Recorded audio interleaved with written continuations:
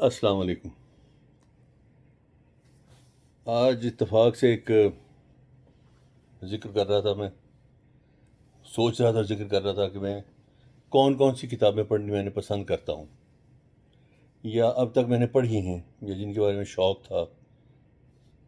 پھر کچھ ایسی کتابوں کا ذکر ہو چھڑ گیا جو میں نے جن کے بارے میں سنا ہوا تھا، کچھ ان میں سے پڑھنے کو مل گئی، کچھ نہیں ملی۔ مثلاً ایک کتاب تھی بانگ دہل، بہت سے لوگوں کو اس کے بارے میں معلوم ہوگا۔ وہ خیال کیا جاتا ہے کہ وہ امام دین گجراتی کا مجموعہ کلام ہے۔ میں نے اس کا ذکر سنا تھا اور اس کے بارے میں انٹ سنٹ باتیں بھی سن رکھی تھیں۔ پھر اتفاق سے مجھے بڑے کسی عجیب سی جگہ سے، شاید سیالکوٹ میں اڈا پسروریاں کے پاس کسی جگہ سے مل گئی، پڑھی، اور پڑھ کے بہت افسوس ہوا۔ دیکھیے، مجھے امام دین گجراتی کی جو تک بندی ہے نا، وہ مزے کی لگتی ہے۔ اس میں اس کا ایک اپنا ایک انداز ہے تک بندی کا، اس کا اپنا طریقہ تھا۔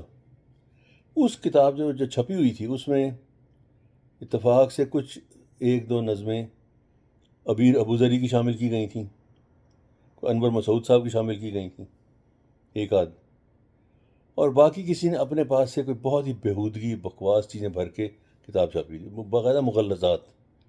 میں حیران تھا، یہ کیسے ہو سکتا ہے؟ بہرحال وہ کتاب ایسی نہیں تھی کہ بندہ گھر میں بھی رکھ سکے۔ میں نے چند دن میں پھینک دی تھی شاید، مگر مجھے یہ یاد ہے کہ وہ پڑھ کے بڑی طبیعت جسے کہتے ہیں نا، آوازار ہوئی۔ میں کہ یار، یہ کیا فضول کام کیا ہے۔ اسی طرح سے ایک کتاب اور تھی،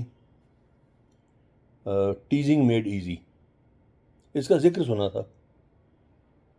وہ بڑی عجیب و غریب باتیں لکھی تھیں، میں جس کسی سے بھی سنا ہے اس کا ذکر، کہ جہاں پڑھا تھا اس کے بارے میں، کہ وہ ملکہ وکٹوریہ کے عہد میں انگلستان میں غالباً کسی منسوخیت ہے، کسی انگریز نے لکھی تھی، اور کہ جی وہ خواتین کے لیے وہ ایک سارٹ آف ایک کیا کہنا چاہیے رہنمائی تھی، وہ کہ کیسے آپ نے کسی لارڈ کو یا کسی کو عشوہ و انداز دکھا کے اپنے جال میں پھنسانا ہے، کیسے رومال گرا دینا باغ میں سیر کرتے ہوئے، کیسے بات کرتے کرتے جالی سی ایک شرمیلی سی ادا دکھانی ہے پنکھے کے پیچھے منہ چھپا کے، اور وغیرہ وغیرہ ایسی لغویات تھیں۔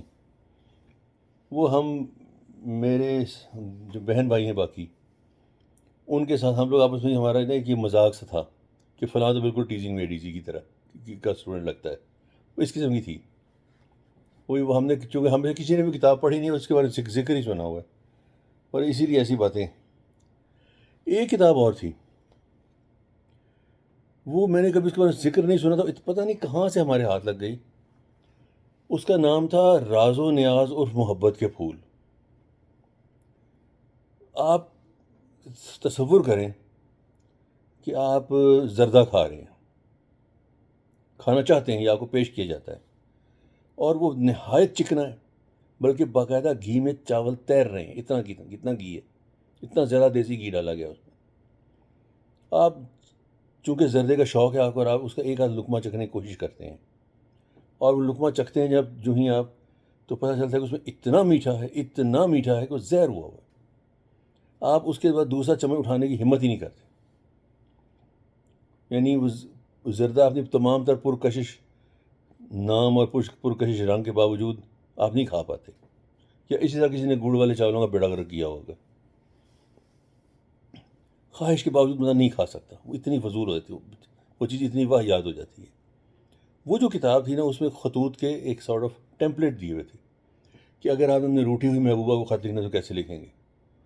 توبہ توبہ، وہ جو ہے نا کہ غزالی آنکھیں اور جھیل جیسی گہری آنکھیں، یعنی 4 لائنیں تو آنکھوں کی تعریف میں ضائع کی ہوئی ہیں۔ پھر اس زلفوں کی گھٹاؤں جیسی زلفیں، اور بل کھاتے ناگن تھے فلاں تھے فلاں۔ میں سوچتا تھا کہ ایسی محبوبہ میں انسانوں والی چیز کوئی نہیں ہوگی۔ پھر یہ بھی خیال آیا کہ اگر کوئی میرے ساتھ اس طرح بات کرے نا کہ جی میں آپ کا بڑا فلاں ہوں، پھر میں دل کر مجھے شاید کیا آ جائے۔ بلکہ انفیکٹ میرے ساتھ ریسنٹلی ایسا ہوا ہے، ایک بڑا چاپلوز قسم کا کیریکٹر مجھے ملا، مجھے اس کی باتیں سن کے مجھے لگ رہا مجھے کیا آ جائے گی، اور اس کو مجھے چھوٹا سا کام تھا۔ میں نے اسے کہا یار تم یہ بات سیدھی طرح میرے سے کرو نا، اگر جو جس کام سے آئے ہو تو میں تمہیں فوراً ہی ہمارا کام کر دوں گا، تو اس طرح بکواس کرنے کی ضرورت نہیں پڑے گی۔ وہ اتنی واہیات اس میں طریقے سے لکھا، اس میں کوئی بیہودہ بات نہیں تھی، کہ وہ غلیظ طریقے سے بات کی ہوئی، لیکن اس قدر چاپلوسانہ میں سوچتا یار یہ اگر کوئی ایسے محبوب یا محبوبہ کو ایسے خط لکھے اور وہ اتفاق سے پڑھا لکھا ہو، پڑھی لکھی یا پڑھا لکھا ہو، وہ تو ایسے خط کو پڑھ کے ویسے ہی پھینک دے گا کہ یہ تو اس قابل بھی نہیں ہے کہ اس کو گھر میں کہ کوڑے کی ٹوکری میں پھینکا جو گھر سے باہر پھینک دے گا اس کو. اتنی واحد چیز تھی. مجھے انہیرنٹلی نا بچپن سے لطائف اور لطیفے پڑھنے سننے کا شوق ہے. مزاحیہ شاعری کا، مزاحیہ فلموں کا بہت شوق ہے مجھے. بس ہے مجھے ایسا شوق. کیوں ہے مجھے نہیں پتا، بس ہے. اسی سلسلے میں نے ایک مرتبہ ایک کتاب رسالہ دیکھا ایک جگہ پہ، شاید فیصل آباد میں کہیں ٹھہرا ہوا تھا رات کو، تو نیند آج باہر ٹہل رہا تھا، میں نے دیکھی کسی جگہ کتاب کا رسالہ دیکھا، اس کا نام اس کے بعد لکھا تھا جدید لطیفے. میں کہا چلو یار جو یہی پڑھتے ہیں چل کے، میں نے ویسے ہی لے لیا. اس کے بعد 2 سینڈلز کی تصویر بنی تھی، ایک گرا ہوا ایک سیدھا پڑا ہوا. بس یہی اس کی، اور اس میں یاد نہیں تھی بات. اس میں اتنے فضول بہودہ تو نہیں، بوسیدہ پرانے وہ لطائف جو شاید میں نے 1966-87 میں سنے ہوں گے نا، اس طرح کے 6-7 سال کی عمر میں. وہ ایسے لطیفے تھے کہ آپ پہلے کسی کو بتائیں کہ میں نے یہ تمہیں لطیفہ سنانے لگا ہوں، پھر آپ لطیفہ سنائیں اور اس کو بتائیں کہ اب یہاں ہنسنا ہے، اور پھر جا کے اس کو گدگدی کریں کہ ہاں بھی اب ہنسو، میں نے لطیفہ سنا دیا. وہ اس طرح کے لطائف تھے. یعنی میں پڑھ تو میں نے لیا، بڑی حد شاید 10 نہیں تو 15 منٹ میں ختم ہو گیا ہوگا، پتہ سارے سالات. مجھے خیال آیا کہ عمران صاحب آپ نے 5-10 روپے ضائع کیے ہیں، بکواس ترین چیز تھی وہ. اسی طرح سے میں نے ایسے کسی اور شہر میں ایسی چھوٹی سی کسی بکس کی دکان پہ ایک کتاب دیکھی تھی، اس کا نام تھا ہنسا ہنسا کر لوٹ پوٹ کر دینے والے جدید لطیفے. اس کا صرف ٹائٹل مزیدار تھا. ٹائٹل پر جدید اس طرح سے لکھا ہوا تھا کہ جیم کا نقطہ شاید پرنٹ نہیں ہوا تھا، پڑھا تھا حدید لطیفے، یعنی لوہے کے لطیفے. اس میں بس یہی مزے کی بات تھی، باقی تو بکواس. پتہ نہیں ان کو ایسے لطائف کو لطائف کہتا کون ہے. وہ لطیفے نہیں ہنس کے لا سکتے، ویسی باتیں فضول باتیں. اسے بہودگی نہیں تھی، کوئی غلیظ بات نہیں تھی، لیکن لطیفہ کوئی اور چیز ہوتی ہے. مجھے اسے بڑی کوفت ہوئی، میں یہ کیا فضول بات ہے. اور میں جس کتابوں کے بارے میں سوچ رہا تھا، ایک کتاب اور تھی، اس کا نام تھا سرخ تمغہ.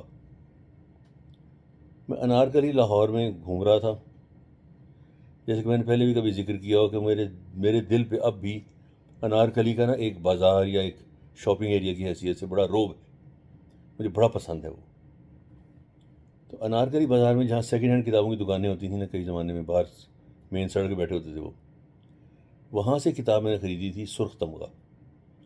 وہ مجھے بعد میں پتہ چلا جب کتاب خریدنے کے بعد میں نے پڑھنا شروع کیا اس کو، کہ وہ کوئی انگریزی کی کتاب تھی کسی رائٹر کی جس کا مجھے نام نہیں یاد، ریڈ بیج آف کریج. تو جی میں نے وہ ناول سارے کا سارا پڑھا ہے، الف سے یہ تک پورا. اور مجھ سے قسم لے لیں مجھے اس کے بارے میں ایک حرف بھی معلوم ہو کہ میں نے کیا پڑھا تھا.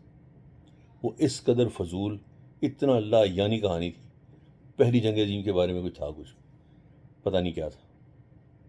غالباً کسی کمیونسٹ ملک کے سپاہیوں کی داستان تھی جس کے بارے میں مجھے کچھ بھی نہیں یاد وہ کیا تھا. بہت ہی فضول تھا. ان دنوں مجھے نا ایک ایسی کہانیاں پڑھنے کا شوق طاری ہوا تھا. مجھے یاد ہے اب میرے پاس کچھ دن ہو رہی تھی کتاب وار اینڈ پیس. میں نے بڑی کوشش کی کہ اس کو پڑھوں، بہت کوشش کی. اچھا اتفاق سے خیال تب بھی آتا جب میں کہیں سفر پہ جا رہا ہوتا تھا، تو ڈپارچر لاؤنج میں بیٹھا پڑھ رہا ہوں، کہیں اسٹیشن پہ بیٹھا پڑھ رہا ہوں اس کو، کہیں بسوں کے اڈے بیٹھا پڑھ رہا ہوں. فرصت تبھی آتی تھی. اور یقین کریں وہ اس قدر بور کتاب تھی، حالانکہ اس کو بڑا شہرہ ہے، وہ عالمی شہرت یافتہ ناول ہے، اور اس پہ غالباً فلم بھی بنی ہوئی ہے. مگر وہ اس قدر فضول مجھے لگا. میں نے کہا یار یہ اس قدر مشکل اور اتنی سلو چلنے والی کہانی کیسے ہو سکتی ہے.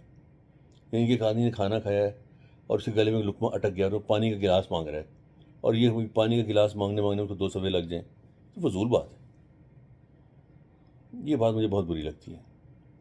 اس کے بعد لمبے لمبے ڈرامے ہوتے ہیں نا کہ 15 قسطوں میں ایک کہانی کا ایک کردار ایک دروازہ ہی کھولتا ہے، وہ ایسا تھا. مجھے ایسا لگا تھا. ہو سکتا ہے میں کم سمجھ آدمی ہوں، میرا شوق اور طرح کا ہے، مجھے کتاب پڑھنے کا ڈھنگ ہی نہیں آیا، یہ بھی ہو سکتا ہے۔ بہرحال ویسی تھی۔ ایک کتاب اور تھی جو میں نے اسی طرح سے کہیں لی تھی، اس کا نام تھا 50 گریٹ کریز، 50 قسم کے مختلف شوربے۔ کوئی خاتون انگلستان میں رہتی ہیں، ان کا نام ہے کیمیلیا پنجابی، وہ غالباً ہندوستان سے ہجرت کر کے وہاں گئی ہوئی ہیں۔ وہ بہت ہی عمدہ کتاب تھی، میرا خیال ہے میری کسی بہن کے پاس شاید اب بھی ہو شاید۔ اس میں جو فوڈ کی جو فوٹوگرافی تھی وہ کمال تھی، جو تراکیب لکھی ہوئی تھی کھانے پکانے کی وہ کمال تھی، ایسی کمال کی کیا بات، مزہ، یعنی آپ اس کو کتاب کو دیکھتے ہوئے بھوک لگ جاتی تھی، اتنی عمدہ چیزیں تھیں اس میں۔ اور اس کو باقاعدہ بتایا ہوا تھا کہ کس چیز میں کون سا مسالہ کیوں ڈالتے ہیں، کس کے ساتھ دہی کیوں کھاتے ہیں، کیوں نہیں کھاتے، بڑی عمدہ چیز تھی وہ کتاب مجھے بڑی اچھی لگی، اور میں نے پڑھی بھی تھی، میرا خیال ہے کہ میں نے تقریباً ساری پڑھی تھی وہ۔ اب ایسا ذہن نہیں ہے میرا کہ میں ساری بس شوربے پکانے کی ترکیب یاد رہ جاتی، مگر وہ ایسی تھی کہ بندہ دل کرتا ہے اس کو پڑھے۔ ایک کتاب ایسے اور تھی، میرا خیال ہے لاہور کہیں پڑھی ہوگی میری کتابوں میں، وہ تھی 50 رومز بائی فرینک لائڈ رائٹ،